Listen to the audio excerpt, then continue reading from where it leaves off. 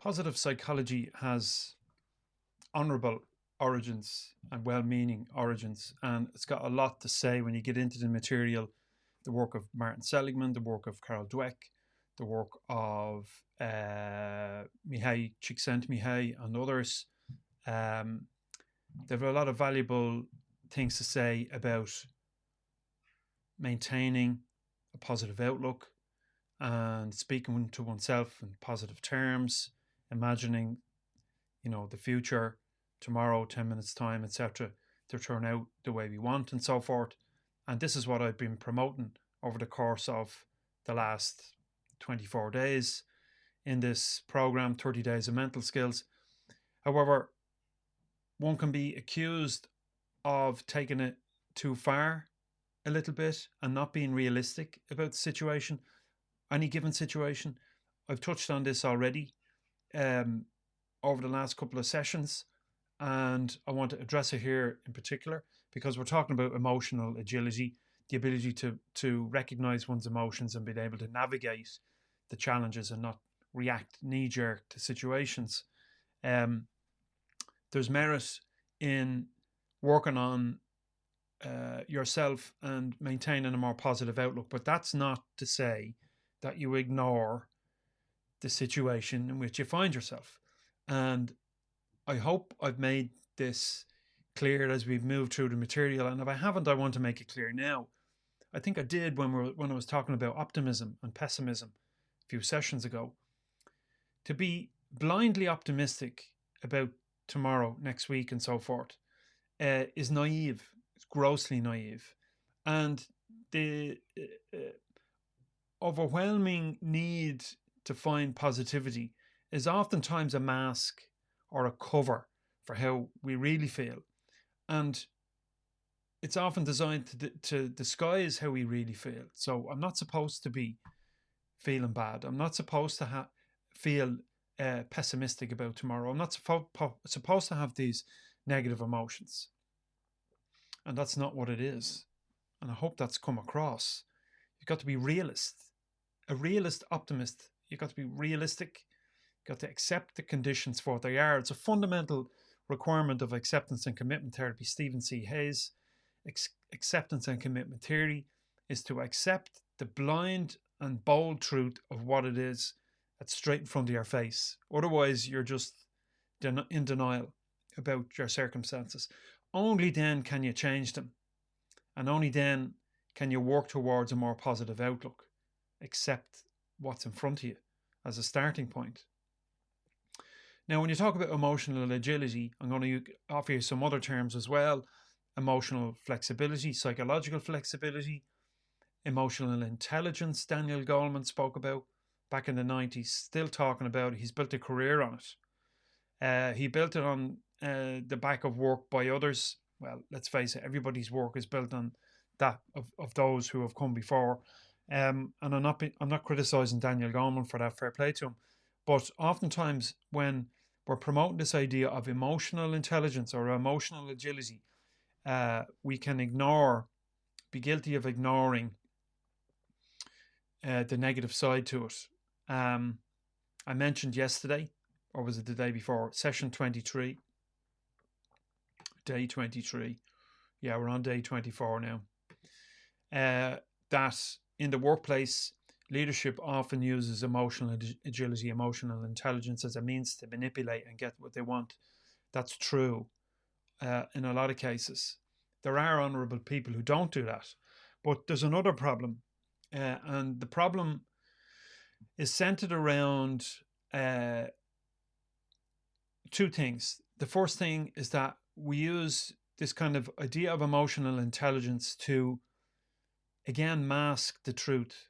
So you're not supposed to, if you're in retail and you're customer facing, you're not supposed to express yourself.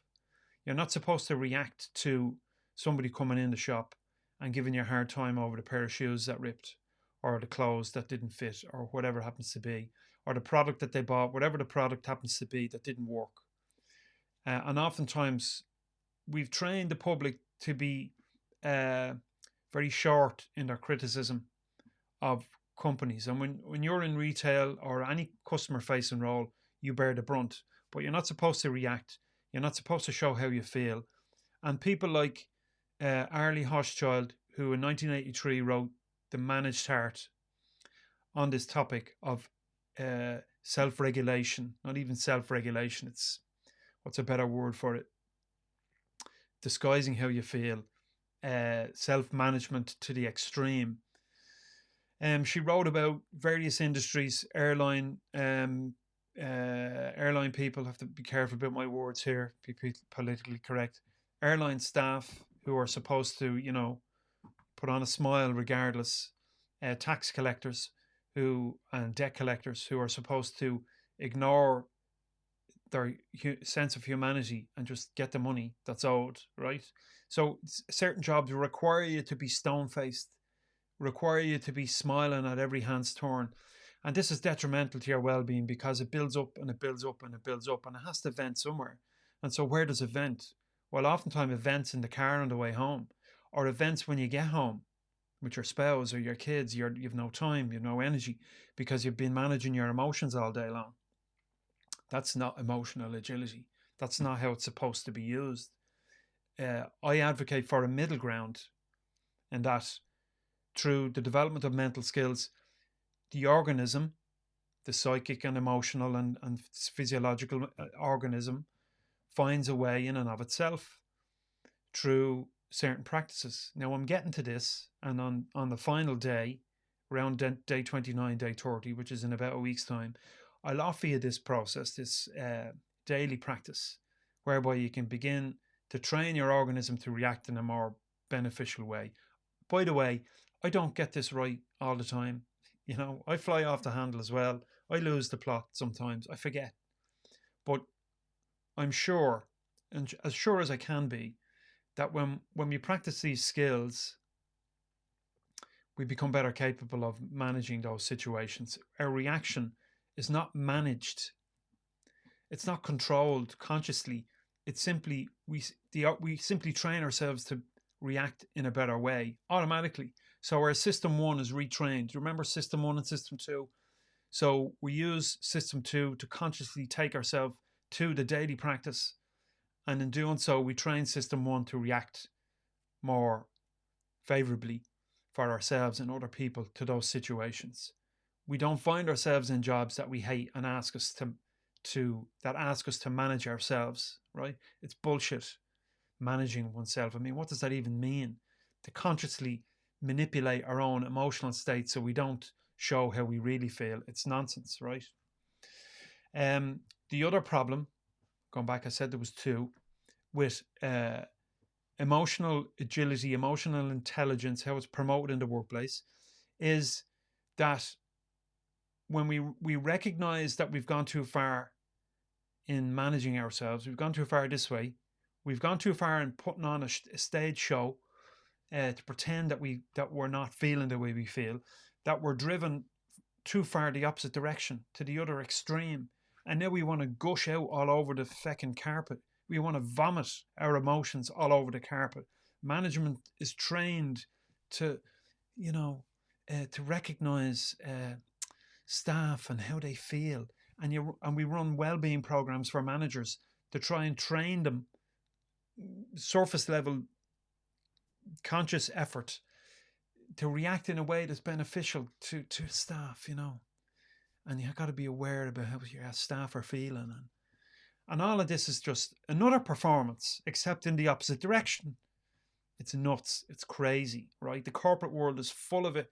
I know this because I've been there. I've delivered the training sessions, the workshops, to corporate management to try and train them how to cope and deal with their staff who are feeling the adverse effects of actually living a life, So corporate trains human beings how not to be human, and then recognizes that they need to do something about it, and then begins to train them back the opposite way. And it's all nonsense. It's all a stage show. It's all a performance.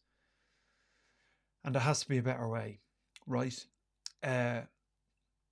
Don't gush yourself out all over the place. Okay, go and see a therapist if that's what you're going to do. Your work is not the place for that. They don't care anyway. They pretend to care. HR departments don't care about people. Sorry, if you're part of HR, I know you probably care about people. You have you're empathetic towards staff in the organization, but the department doesn't care about people. I know this. Come on, and I think you know it too. Because if they did, they would do the right thing, and that's not what HR is there for. HR is there to protect the organization, not to protect the person. All right.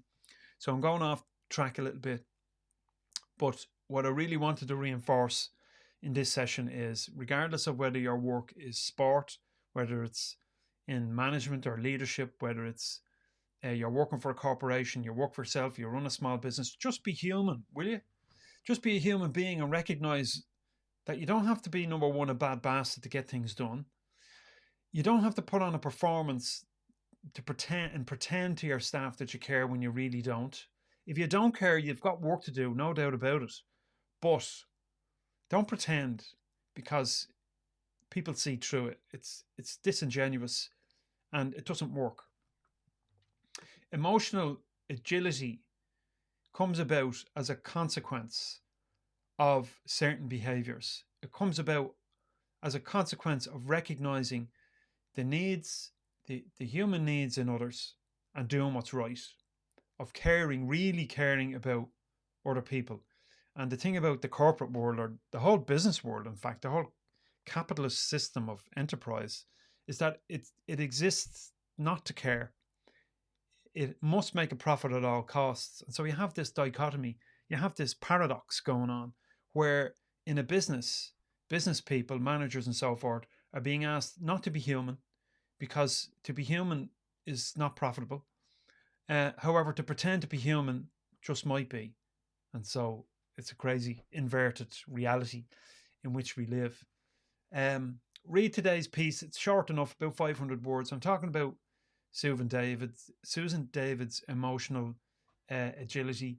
I'm talking about briefly Erving Goffman and his 1959 book, The Presentation of Self in Everyday Life, where everyone puts on a show. I'm also talking about The Managed Heart, Ari Hochschild, 1983. She talks about this phenomenon of emotional labor. All right. It exists where people have to suppress their emotional state in order to do the job that they do. Sharon Feynman's critique of corporate positivity, touching on Daniel Goleman as well. A better way is achieved through the development of essential mental skills. Hopefully you stay tuned for day 29, day 30, when I'm talking about this process a little bit more. In the meantime, mind yourselves. I'll see you tomorrow. This is 30 Days of Mental Skills. I'm Larry Maguire, organizational psychologist. See you next time.